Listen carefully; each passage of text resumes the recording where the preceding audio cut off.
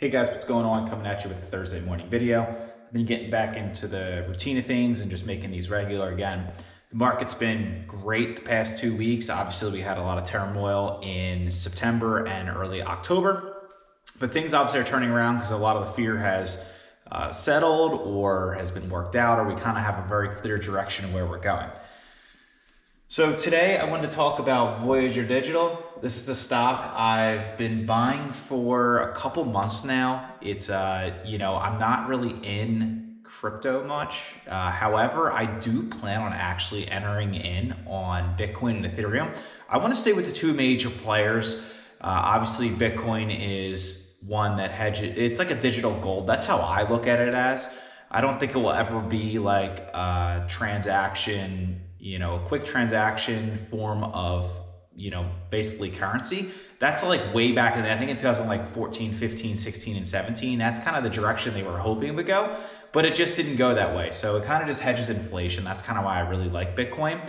However, inflation's really high right now. So I don't really want to enter right now, being that it's at, forever highs and inflation numbers are insane right now. I do think it is transitory. So if I think it's transitory and it hedges inflation, why would I buy Bitcoin right now at all-time highs? So to me, I just can't do it. I'm going to wait for it to correct down maybe like 15, 20%. I'll start a position. If it goes down another 10, 15%, I'll average cost down, just like what I do basically in stocks.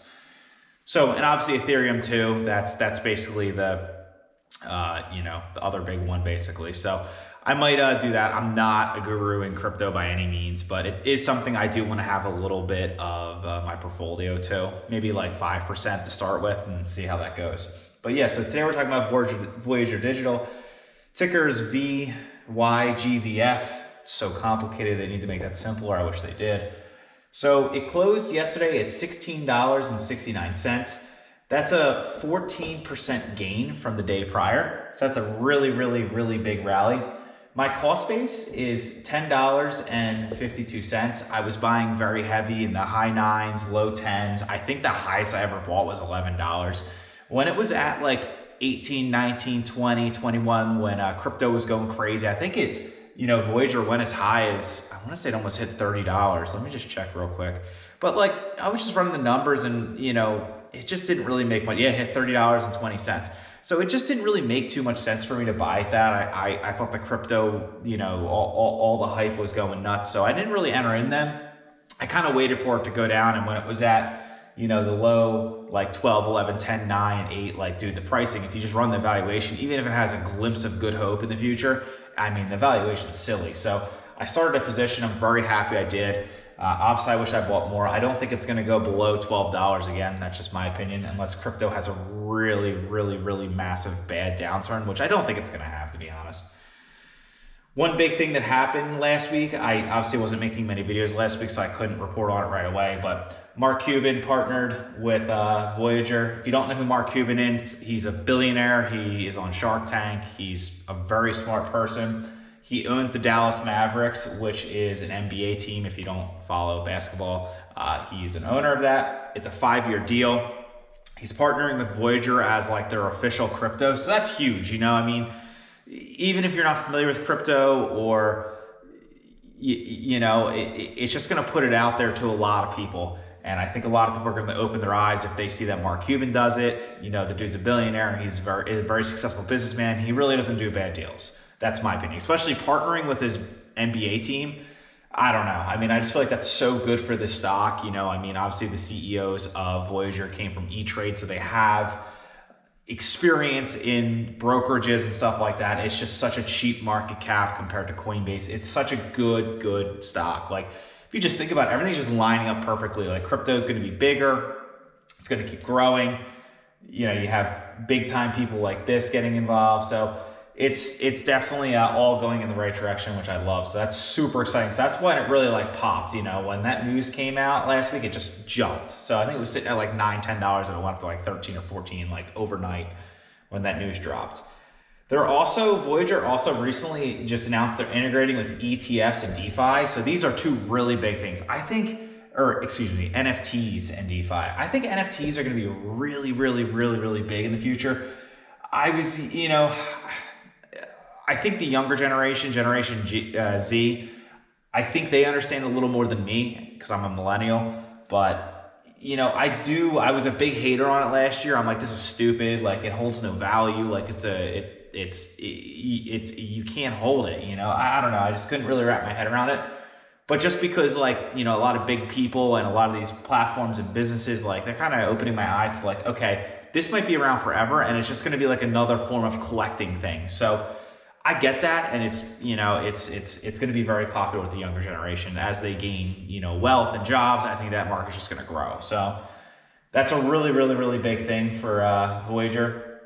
What's my plan with this stock? You know, really, the market's flying high. You know, everyone gets FOMO, wants to buy in, or people that are inexperienced or something like that want to just jump in. So this stock's a little different. It's at $16.69. So, I mean, with all the good news that just came out within the past couple weeks, buying it at this, it's probably a fair deal. Like I like it. Would I average cost up from my cost base at $10.56? No. My position is not even close to how big I want to build it, but I'd say it's probably 40% build out. So that's really not that much build out. But if any bad news comes with crypto or the market in general and just pulls everything back, which is very possible, don't know if that's going to happen in the next couple of weeks, but it will. You know, the market can't run forever. So if you think that, you know, you need to, like, you're not right. So once it pulls back, you know, if it goes to like 10 to, I don't know, $12, I would love to average cost up from my position. But if it stays 15, 16, 17, 18, 19, 20, like, I'll probably just hold it for now and wait for a massive pullback. So that's kind of my plan with this stock. But obviously, you know, if you want to get in the crypto broker space and you're not in it at all, buying it right now probably isn't a bad idea. Just be prepared to average cost down if there's a pullback on all this good news. So yesterday, the Dow was up 0.2%, S&P was up 0.6%, and NASDAQ was up 1%. My portfolio, I had a great day. You know, a lot of big stocks were up for me. I finished at 2.99% up, which is great. Some of those stocks, Voyager up 4%, Tattoo Chef up basically 3%, Tesla up 3%. What else had a big day? Honest Company, I just started buying that at $9. It's up 6% today, or yesterday. That's great. Foot Locker's up 6%. I don't talk about that stock much. It's a big market cap stock. I feel like they're all overvalued. That's one of my dividend plays. But once those big market cap stocks fall, I'll talk about them more. Corsair Gaming's up 4.55%. It's good. Beyond Meat, it had a nice bounce back. I need to do research on why it did that. I think it got oversold just due to the earnings and just the conference calls. That's up 5% today. I was averaging costs down in the 90s. I made videos about that a couple weeks ago. I was buying at $90, $92, $95. It's up to $104 again. Very happy about that. Yeah, that's really it. So yeah, a lot of my stocks, like, I only hold 17 stocks. So I just rambled off like 5 of them, I think, and they were all up 4 or 5%. So that's great. So I had a very strong day in the market. Cash.